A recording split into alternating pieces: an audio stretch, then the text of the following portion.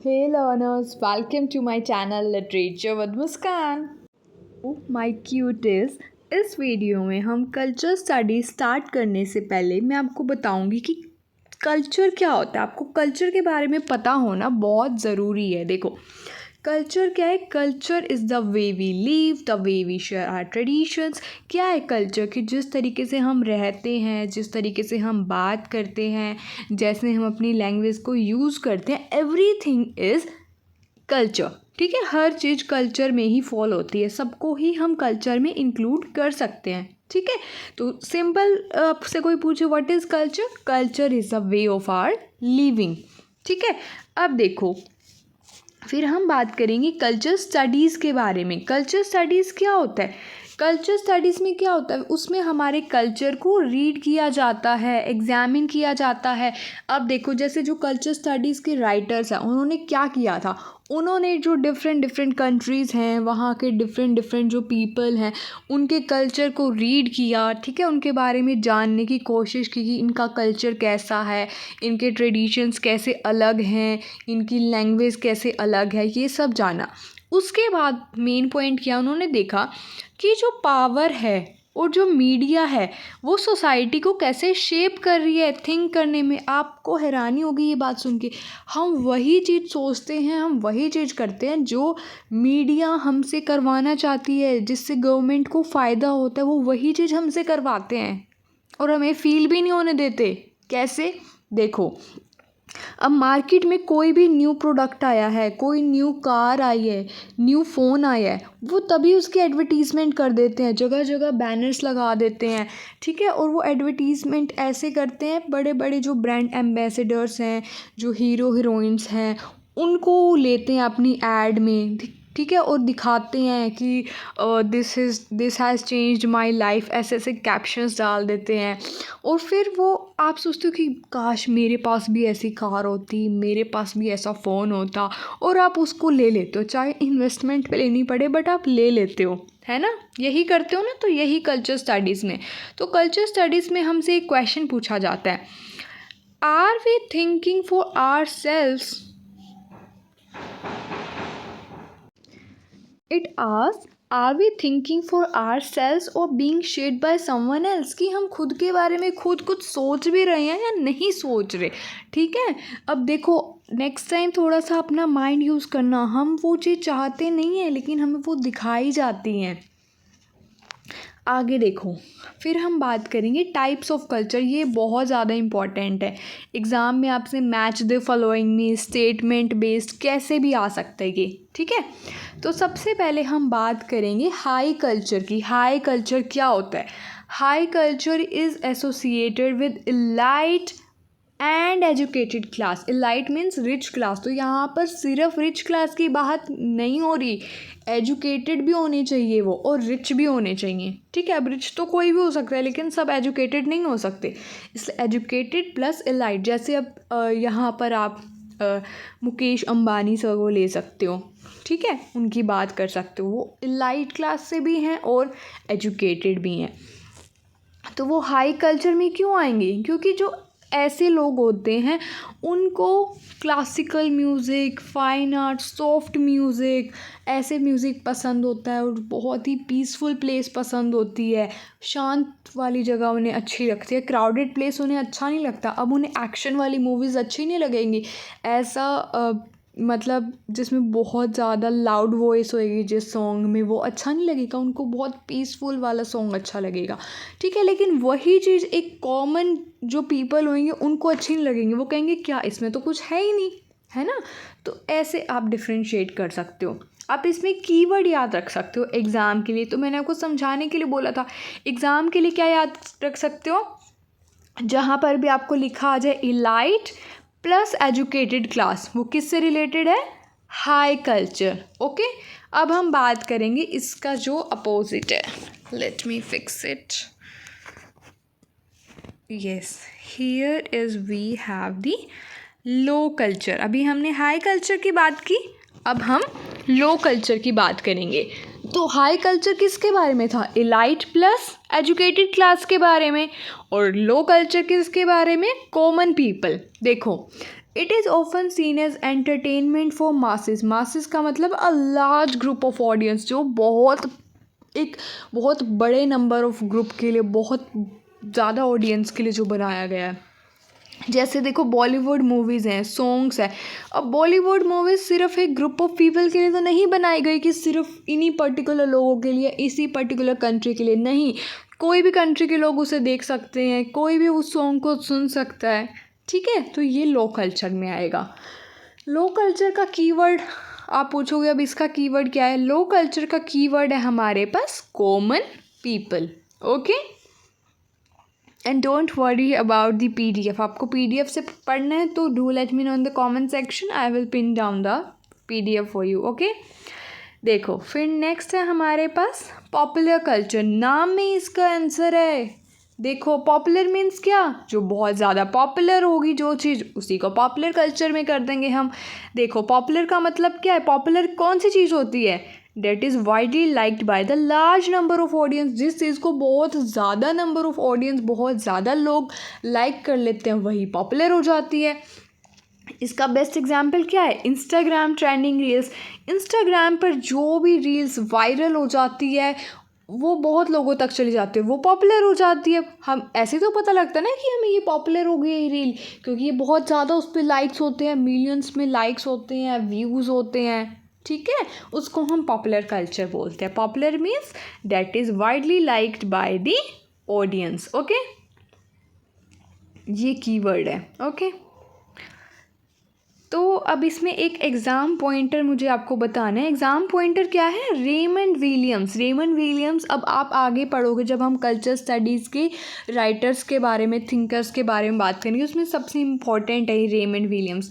Raymond Williams is associated with popular culture. उन्होंने popular culture की बात की थी।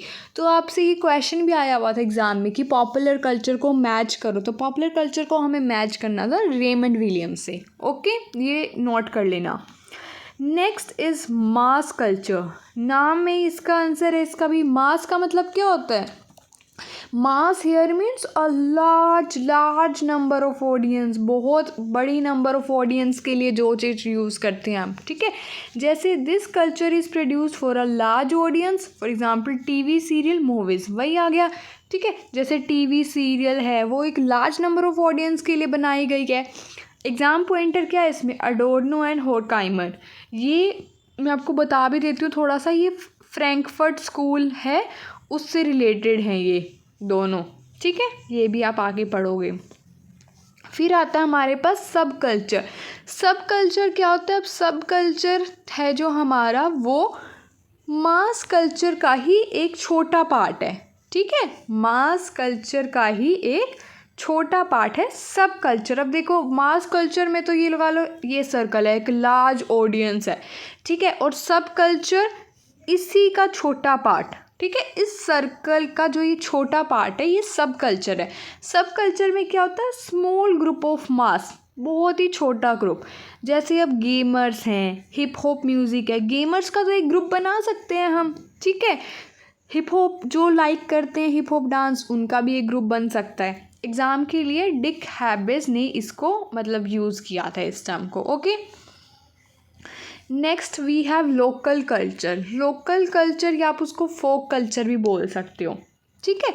लोकल कल्चर क्या होता है कि इस tradition of culture by small group pass down. अब इसमें आप समझने की कोशिश करो, लोकल का मतलब क्या है कि जो सिर्फ कुछ लोगों तक ही सीमित है, मतलब कि थोड़ी ज़्यादा हिंदी हो गई, सीमित है मतलब कि कुछ बहुत लोग, कम लोगों को ही ये पता है। जैसे अब आप देखो राजस्थान है या पंजाब है या फिर हरियाणा है, जो उसके छोटे छोटे जो विलेजेस होते हैं, छोटे छोटे गांव होते हैं, वहाँ पर एक मान लो उनके कुछ ट्रेडिशंस है जिसमें वो वेरियस टाइप्स ऑफ सॉन्ग्स हैं वो बोलते हैं, या कुछ डांस है या कुछ ट्रेडिशंस है, वो सिर्फ उनको ही पता होंगी, उन तक ही वो सीमित है, सबको नहीं पता। तो वो क्या करते हैं, एक जनरेशन से दूसरी जनरेशन तक उसको पास ऑन करते हैं, ठीक है।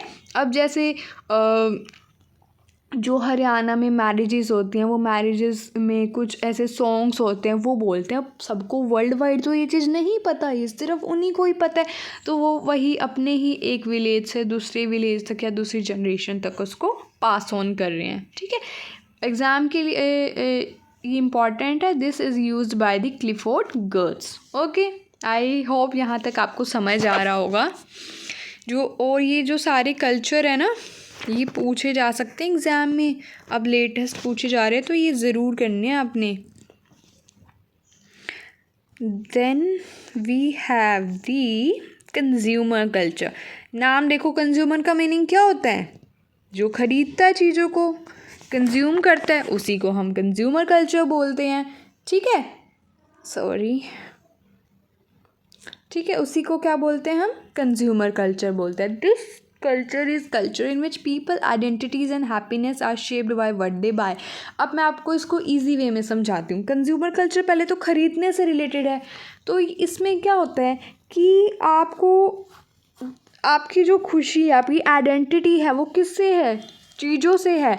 जैसे अभी आपको रिच दिखना है, ठीक है, कुछ लोग हैं उनको भाई मुझे रिच दिखना है, मुझे कूल दिखना है, तो कूल दिखने के लिए क्या करेंगे? वो उनको जिन चीज़ों की नीड भी नहीं होगी वो भी ले लेंगे। जैसे लेटेस्ट आईफोन का बहुत है, लोगों के एक माइंड को कंडीशन किया गया है ऐसे, जिसके पास आईफोन है वो बहुत ज़्यादा रिच है, बहुत ज़्यादा कूल है, तो सब आईफोन लेना चाहेंगे कि हमारे पास भी आईफोन हो, हमारे पास भी इस ब्रांड के शूज़ हो, हमारे पास भी गुच्ची के शूज़ हो, है ना। ऑल्दो उन्हें नीड नहीं है बट वो लेना चाहते हैं उसको, ठीक है। वो सोचते हैं कि इसी से हमारी खुशी है, काश मेरे पास ये फ़ोन आ जाए तो मैं बहुत खुश हो जाऊंगा, काश मेरे पास ये कार होती, ठीक है। वो जो इन्फ्लुएंसर्स हैं वो उन्हें दिखाते हैं, अपनी कार्स दिखाते हैं, अपने शूज़ दिखाते हैं, फिर उन्हें लगता है कि मेरे पास भी होना चाहिए। अब देखो, उसके बाद है काउंटर कल्चर। ये आपको बहुत पसंद आएगा, मेरे को पर्सनली बहुत अच्छा लगा काउंटर कल्चर जब मैंने इसके बारे में रीड किया। काउंटर कल्चर क्या होता है? This group rejects the main stream culture. अब देखो, मेन स्ट्रीम के बारे में पहले आपको पता होना चाहिए कि ये मेन स्ट्रीम होता क्या है। Main stream means widely accepted way of living. Main stream का मतलब होता है कि कोई ऐसी चीज़ जो बहुत ज़्यादा लोगों ने एक्सेप्ट की हुई है कि हमें ऐसे ही रहना है, हमारा लाइफ ऐसी ही है। अब देखो, इसमें एग्जाम्पल है मेरे पास। जैसे अब हमारी आधे से ज़्यादा जो पॉपुलेशन है उनके लिए एक लाइफ का मतलब क्या है? उनके लिए लाइफ का मतलब है बर्थ हो गया, फिर उसके बाद चलो स्कूल चलते हैं, स्कूल के बाद डिग्री ले ली, फिर जॉब ले ली, फिर मैरिज हो गई, एंड देन बाद में रिटायरमेंट हो गई, और रिटायरमेंट के बाद ठीक है देन डाई। बस यही उनका लाइफ है। उनके कोई इतने गोल्स नहीं है, कोई कुछ नहीं है। उनके लिए है कि हमारे को स्कूल जाना है, स्कूल के बाद जॉब, जॉब के बाद मैरिज करनी ही करनी है, लाइफ का पार्ट है, उसके बाद देन डाई, ठीक है। मतलब जब एज हो जाएगी, ठीक है। अब लेकिन जो काउंटर कल्चर वाले लोग हैं वो इस चीज़ को रिजेक्ट करते हैं। वो कहते क्यों भाई, ऐसे ही क्यों ज़रूरी है कि पहले स्कूलिंग के बाद कॉलेज एंड डिग्री, उसके बाद शादी, उसके बाद your family and then retirement and that's life. No, वो खुद डिसाइड करते हैं अपनी लाइफ को कि मुझे अपनी लाइफ को कैसे स्पेंड करना है, मुझे ये सारे लोगों की तरह नहीं रहना, मुझे अपने लाइफ के रूल्स को मैं खुद बना। वो आप जैसे सोसाइटी के अकॉर्डिंग तो क्या है, 25+ एज मैरिज के लिए उन्होंने रख रखी है कि इसी एज तक आपको मैरिज कर लेनी चाहिए, इसी एज तक आपको अपना कैरियर सेट कर लेना चाहिए। नहीं किया then you are a loser for everyone, है ना। लेकिन जो काउंटर कल्चर वाले लोग हैं वो इस चीज़ की परवाह नहीं करते, वो बहुत कूल होते हैं, उनको सोसाइटी से कोई लेना देना नहीं होता। वो अपनी लाइफ को अपने अकॉर्डिंग स्पेंड करते हैं, अपने अकॉर्डिंग जीते हैं, ठीक है। देखो, सोसाइटी के अकॉर्डिंग तो क्या, अगर आपका सिंगिंग पैशन है तो वो आपको कभी भी फेवर में नहीं होंगे, आपके गेम में तो फेवर में नहीं होंगे। बट नहीं, काउंटर कल्चर वाले सोचते हैं अरे हमें कोई लेना देना नहीं है, हम तो अपनी मर्जी करेंगे, ठीक है। उसके बाद है आइडियल वर्सेस रियल कल्चर। अब आप इसमें डिफरेंस देखो। आइडियल का मतलब होता है what society says it follow, जो सोसाइटी बोल रही है कि फॉलो करना चाहिए, और रियल कल्चर जो वो रियल में फॉलो कर रही है। जैसे आप रियल लाइफ से इसको कर सकते हो। एग्जाम्पल से आपको बहुत अच्छे से याद रहेगा। जैसे बुक्स में लिखा होता है ना कि we believe in equality, we should treat everyone equally, हमें सबको इक्वली ट्रीट करना चाहिए, इक्वल सबको चांसेस देने चाहिए, मतलब पढ़ाई के लिए या फिर किसी चीज़ के लिए भी। लेकिन रियल में तो ऐसा है ही नहीं। रियल में तो डिस्क्रिमिनेशन है कितना ज़्यादा, हर कोई इसके पीछे है, गोरे काले इसमें ही लोग हैं अभी तक, इसी में जी रहे हैं, डिस्क्रिमिनेशन कर रहे हैं। कोई ना गोरा है, कोई काला है, कोई रिच है, कोई पुअर है, अभी तक उनका माइंड इसी में ही है। ठीक है,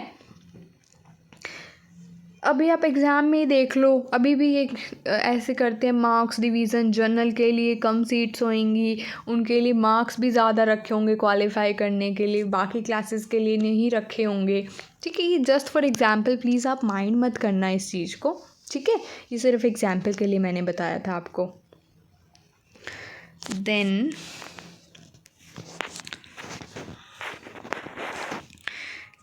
we have the media culture. ये भी बहुत ही इंटरेस्टिंग है।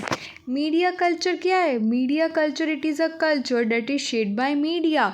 मीडिया क्या करता है? हमको ट्रेंडिंग चीज़ें दिखाता है, हमें बताता है कि कैसे आप कूल दिख सकते हो, कैसे आप ट्रेंडिंग चीज़ों को फॉलो कर सकते हो, फैशन ट्रेंड्स, ब्यूटी गोल्स। अब देखो, कोई भी लेटेस्ट फ़ोन लॉन्च होता है, कोई भी लेटेस्ट कार लॉन्च होती है, ठीक है, तो आपको उनके बारे में कैसे पता लग जाता है? खुद तो नहीं पता लगेगा, आप उसके कहीं एडवर्टीज़मेंट देखोगे, आप उसके बैनर्स देखोगे, तभी आपको पता चलेगा। ठीक है, जैसे अब जो ये इन्फ्लुएंसर्स हैं, ये हमें दिखाते हैं ब्यूटी प्रोडक्ट्स की, ये एडवर्टीज़मेंट करते हैं, इनके थ्रू हमें पता लगता है कि कौन से प्रोडक्ट्स बेस्ट हैं, कौन से हमें यूज़ करने चाहिए। ये कौन करवा रहा है? जो कंपनीज़ है वही करवा रही हैं, वो इनको कमीशन देती है, फिर ये उनके लिए ऐड करते हैं और फिर हम उनका बाय करते हैं। क्या करते हैं? हमें डिस्काउंट भी बोल देते हैं ना कि ये मेरा कूपन कोड है, ये आप यूज़ करोगे तो इस पर आपको डिस्काउंट मिलेगा, तो हम वो डिस्काउंट के चक्कर में हम ले लेते हैं, उस चीज़ को बाय कर लेते हैं। ऑल्दो हमें नीड नहीं है, पर वो दिखाते हैं ऐसा कि आपको इस चीज़ की नीड है, आप इससे बहुत ज़्यादा सुंदर लगोगे, आपके पास ये फ़ोन होगा तो आप कूल लगोगे, आप रिच लगोगे। Then mall culture. Mall culture is related to the media culture. अब जो आपने मीडिया कल्चर के थ्रू देख लिया, मान लो आपने लेटेस्ट फ़ोन देख लिया, अब आपको वो फ़ोन चाहिए या फिर आपको कोई ड्रेस चाहिए, तो वो आएगा कहाँ से? मॉल कल्चर से, मॉल से आपको वो मिलेगा। ठीक है, लाइफस्टाइल ऑफ शॉपिंग, जो भी आपका सामान है वो कहाँ से मिलेगा? आपको मॉल में मिलेगा। ठीक है, देन ये क्या हो गया? ठीक है, समझ आ गया? These are interrelated, media culture and mall culture. देखो, ये मैंने यहाँ पर अलग से भी लिखा था, media and mall both are interrelated. Media तो आपको क्या डिज़ायर क्रिएट करेगी कि आपको इस चीज़ की नीड है, ठीक है, और मॉल आपके लिए वो फिल करेगा, आपको वो चीज़ ला कर देगा, आपके लिए प्रोवाइड करेगा। ठीक है, last but not least, cultural globalisation. इसका मीनिंग होता है, it means spreading, mixing, sharing of culture across the world due to travel and trade.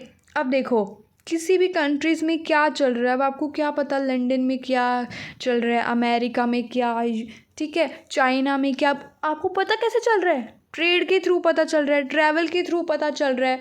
ठीक है, इसके थ्रू ही आपको ग्लोबलाइजेशन का मतलब ही यही होता है कि आप पूरे वर्ल्ड से कनेक्ट हो पा रहे हो। ठीक है, अब हम बस लास्ट में हैं, होने वाला है। थक तो नहीं गए आप लोग पढ़ते पढ़ते? तब तो पढ़ना ही है, एग्ज़ाम आने वाला है। ये देखो, ये वाले इंपॉर्टेंट पॉइंट्स है। देखो, ये तो मोस्टली बच्चों को पता होते हैं, इसलिए मैंने इसको लास्ट में करवाया है, और वो टाइप्स ऑफ कल्चर आपको पहले बताए हैं, क्योंकि एग्जामिनर वो ज़्यादा पूछने लग गया है, क्योंकि वो टाइप्स ऑफ कल्चर बहुत कम बच्चों को पता होते हैं, तो उस पर ज़्यादा फोकस करना। ठीक है, अब देखो, कल्चर स्टडीज़ का जो ये कॉन्सेप्ट है, आया कहाँ से? ये ब्रिटेन से स्टार्ट हुआ था वर्ल्ड वॉर सेकेंड के बाद। ठीक है, when society was changing very fast. जो हमारी सोसाइटी है वो चेंज किस लिए हो रही थी? इंडस्ट्रियलाइजेशन की वजह से चेंज हो रही थी। ठीक है, उसके बाद यहाँ पर सबसे इम्पॉर्टेंट पॉइंट है, ये 1964 कब स्टार्ट हुआ? ऑफिशियली कब स्टार्ट हुआ? 1964 में। ये ईयर बहुत बार एग्ज़ाम में पूछा जाता है कि कब स्टार्ट हुआ, तो 1964 आपको टिप्स पे होना चाहिए।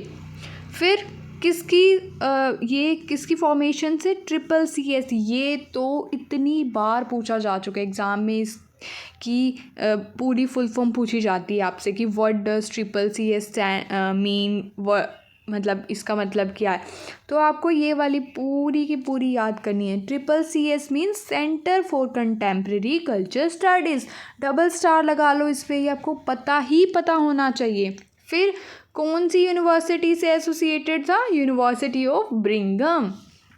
अब आपको बहुत सारे ऑप्शन दे देंगे, university of this, university of this, तो आपको इस पर ही क्लिक करना है, यूनिवर्सिटी ऑफ ब्रिंघम। उसके बाद जो ये कल्चर स्टडीज़ है, ये स्टार्ट किसने किया, कौन था इसका director, Richard Hoggart is the first director. And second director developed by, second director कौन बना, स्टुअर्ट हॉल। याद रखना, ये भी क्वेश्चन आ जाता है कि who is the first director, who is the second director. Okay, then the other thinkers are this, Raymond Williams, E.P. Thompson, Antonio Gramsci, ये डिक हैबिट, मार्शल मैकलोन। इसके बारे में मैं आपको आगे वाली वीडियोस में करवाऊंगी डिटेल में, ठीक है। And do let me know in the comment section अगर आपको ये वीडियो अच्छी लगी है या इसमें आपको कुछ और चेंजेस चाहिए, कोई मुझसे मिस्टेक हो, या do let me know in the comment section. Okay, bye bye. Thank you for watching. Don't forget to like, share, comment and subscribe too.